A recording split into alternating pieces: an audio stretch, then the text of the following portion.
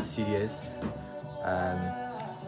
So I had to relocate under the stairs, which hasn't actually been that bad.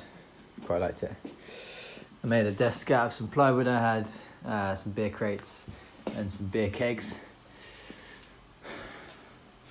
I got all my bits in.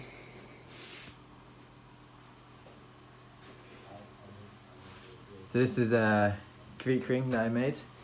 I guess I'll talk to you a bit more about that, but that's kind of overlooking my desk quite nicely.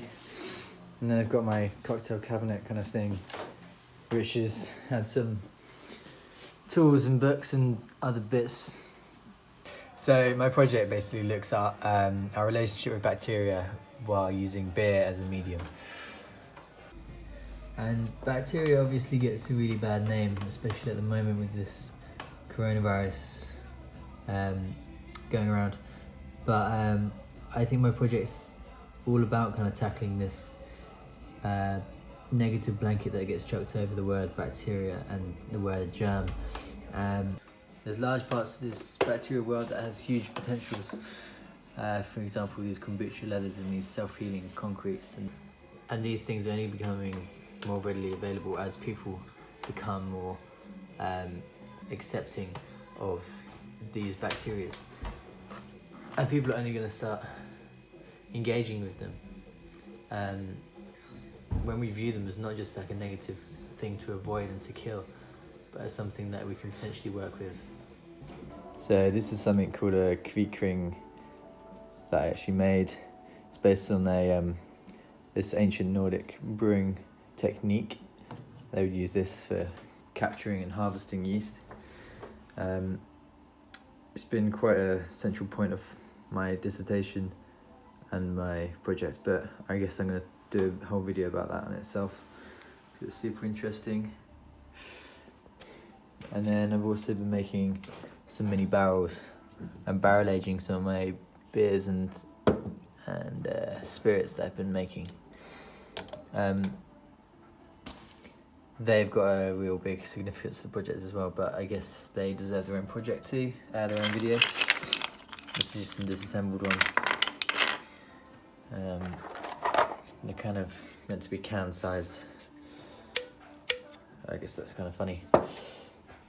What's the recurring theme in this bacterial investigation is like wood is like an amazing material between human like cultivation and bacterial interest, because a lot of these times wood is inadvertently used to host microbes. Another part of my project was to tell stories through flavours and utilising that in many different ways.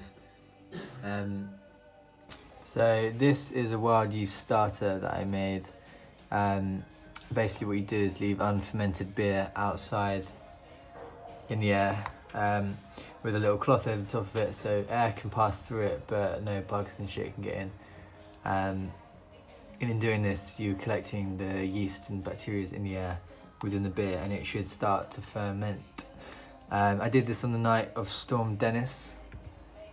So what I've theoretically tried to do is capture Storm Dennis in a microbial format,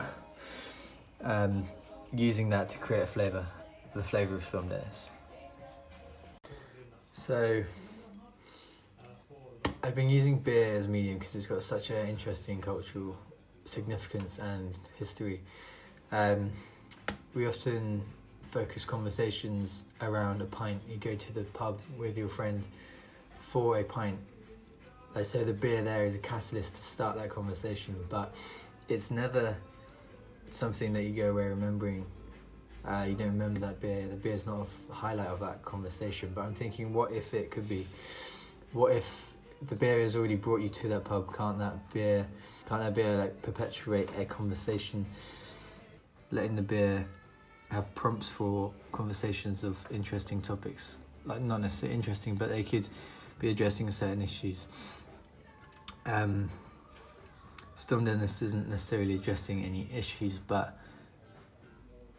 wait, what the fuck is?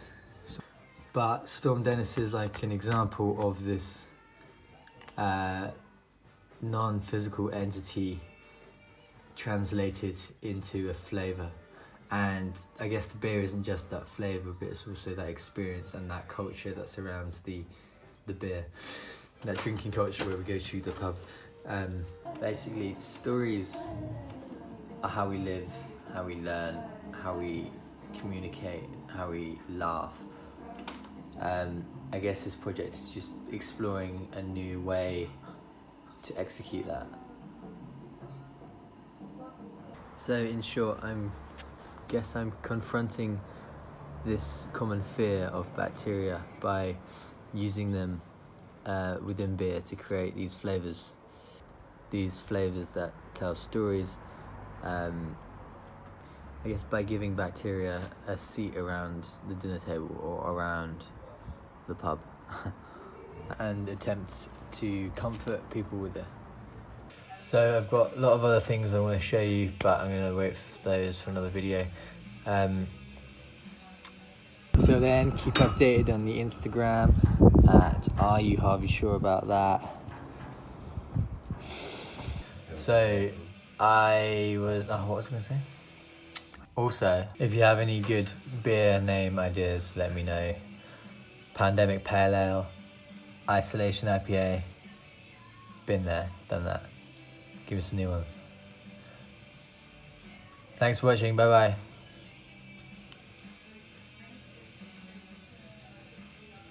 Fuck.